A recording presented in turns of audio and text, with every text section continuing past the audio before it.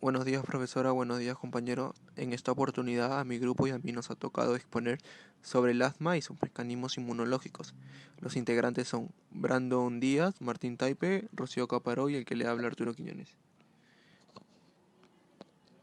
Para comenzar vamos a dar una breve explicación sobre el asma, el cual es una enfermedad respiratoria crónica que se va a caracterizar por la inflamación y obstrucción de las vías aéreas, generando así una dificultad respiratoria. Afecta a las personas de todas las edades. Ahora hablaremos sobre el ataque de asma, que va a ocurrir cuando las vías respiratorias reaccionan a ciertas sustancias. Durante un ataque de asma, el músculo liso se va a contraer, comprimiendo así las vías aéreas, haciéndolas mucho más estrechas y la secreción de moco va a aumentar, generando así una mayor obstrucción. El asma bronquial constituye un problema de salud pública muy importante a nivel mundial. En las últimas 3 décadas se ha observado un aumento en la prevalencia y la gravedad de la enfermedad. Cerca del 70% de los casos se deben a una reacción de hipersensibilidad tipo 1, lo cual es inducida por una exposición a un antígeno extrínseco que se asocia con altos niveles de inmunoglobulina tipo E en el plasma. Siguiendo con la exposición, ahora vamos a hablar sobre los desencadenantes del asma. Los desencadenantes van a ser factores que inician los ataques del asma. Esto pueden variar en cada persona, pero los más comunes son los alérgenos, como el polen, el pelaje animal y los sulfitos en las conservas.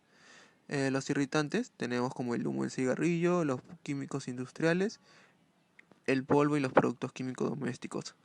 En el caso de los medicamentos, tenemos a las aspirinas o beta bloqueadores y también a la actividad física intensa. Cabe resaltar que no existe una cura para el asma, por lo que las formas más efectivas para alejar los síntomas es identificar y evitar los desencadenantes mencionados. Reacción de hipersensibilidad tipo 1. En el mecanismo inmunológico del asma tenemos a la hipersensibilidad tipo 1 como respuesta. También conocida como hipersensibilidad inmediata, es un trastorno causado por una disfunción en la regulación del sistema inmune y sucede a solo unos minutos de la exposición a un antígeno. Va a estar mediado por las IgE, que son las inmunoglobulinas tipo E.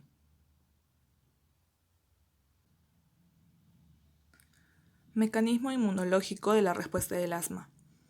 En el dibujo podemos observar que las células rosadas representan al epitelio del tracto respiratorio y la célula amorfa con prolongaciones representa una célula dendrítica, que es una célula presentadora de antígeno.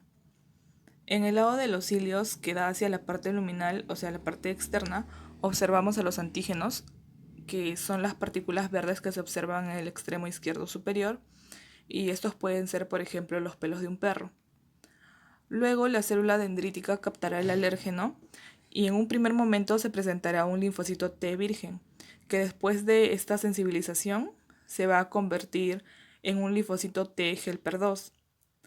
Este linfocito T helper 2 va a producir citoquinas que serán las interleucinas IL-4, IL-13 y también IL-5. Estas interleucinas de tipo 4 y 13 que vamos a explicar primero van a hacer que el linfocito B pueda diferenciarse en una célula plasmática. La IL-13 será la que influya también en la secreción de moco que podemos observar en el lado de los cilios.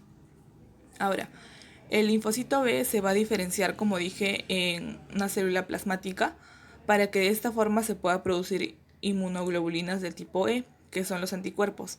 Estas IgE se unirán al mastocito y la persona quedará sensibilizada al antígeno o alérgeno en esta primera fase.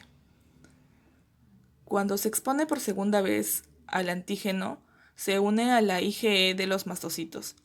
Para desencadenar una respuesta, por lo menos 2 moléculas de IgE de mastocitos deben reaccionar con un antígeno específico. A segundos de la reacción, se va a producir la liberación de los gránulos que contienen los mediadores.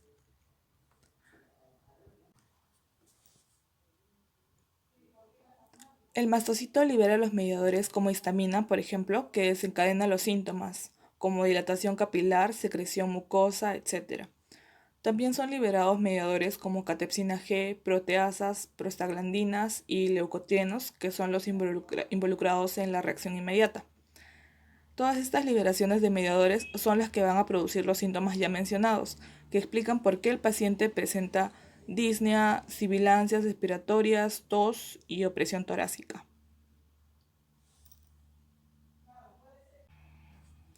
Ahora, por otro lado, T-helper 2 va a producir IL-5, que es la interleucina tipo 5, y los mastocitos también producirán IL-5. Esta interleucina 5 va a servir para el reclutamiento de eosinófilos junto a las células del epitelio del tracto respiratorio, que van a producir una sustancia denominada exotoxina, las cuales también van a contribuir al reclutamiento de eosinófilos y se van a activar y se va a producir la liberación de los gránulos y mediadores, como los leucotrienos, que son los liberados en la reacción tardía.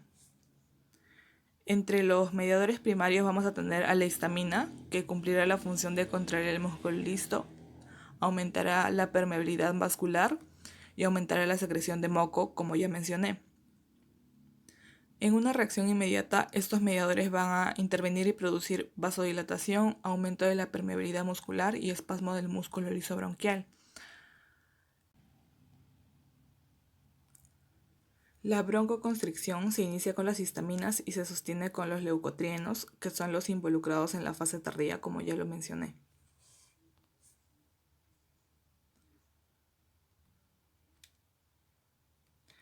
El tratamiento. Todo el cuadro asmático ocurre en la vía aérea, desde la tráquea hasta los bronquiolos terminales. Es por lo que el paciente puede tener sibilancias, tos y todos los demás síntomas que ya mencionamos antes. Al ser una respuesta inflamatoria, la base del tratamiento será los corticoides, como por ejemplo el prednisona o hidrocortisona, para suprimir la respuesta inflamatoria. Esos corticoides van a servir para bloquear la fase tardía de la respuesta inmunológica. Además, también se usarán los beta-2 agonistas, como el salbutamol, que van a actuar sobre los receptores beta-2 estimulando la broncodilatación. También en los broncodilatadores tenemos a los antileucotrienos, como el montelukast, que van a bloquear el receptor de los leucotrienos o van a inhibir la síntesis de estos. Y por último también tenemos a los antihistamínicos, que actúan como antagonistas competitivos a los receptores específicos de la histamina, como lo son el H1, H2 o H3, que pueden ser cetiricina, que es el más común. Gracias.